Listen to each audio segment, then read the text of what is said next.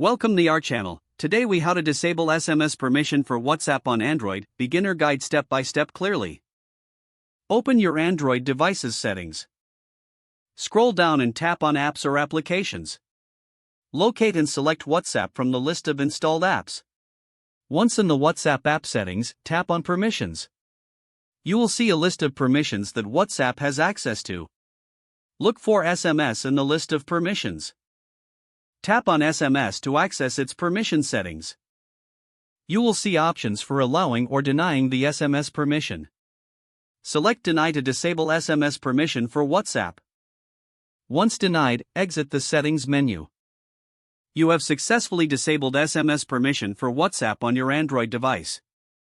If the page does not load, refresh the browser or try again in a private or incognito window.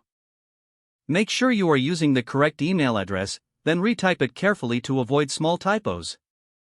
If your password is not accepted, use the reset option and create a new strong password you can remember. Check your spam folder for verification or security emails, then complete any requested confirmation steps. Enable two-factor authentication if available to improve account security and reduce unauthorized access risk. After signing in, review your profile details so your contact information and settings are accurate and current. If you see an error message, note it down and try again after restarting your device and internet connection. Log out when you finish, especially on shared devices, to keep your account and payment information secure.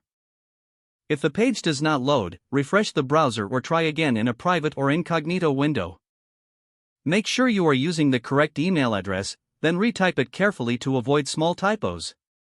If your password is not accepted, use the reset option and create a new strong password you can remember.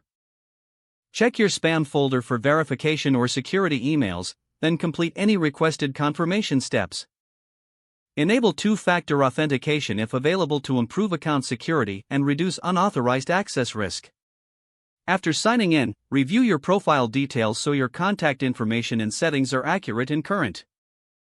If you see an error message, note it down and try again after restarting your device and internet connection.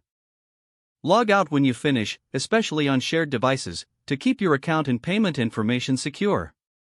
If the page does not load, refresh the browser or try again in a private or incognito window. Make sure you are using the correct email address, then retype it carefully to avoid small typos. If your password is not accepted, use the reset option and create a new strong password you can remember. Don't forget to like this video and subscribe to our channel for more step-by-step tech guides.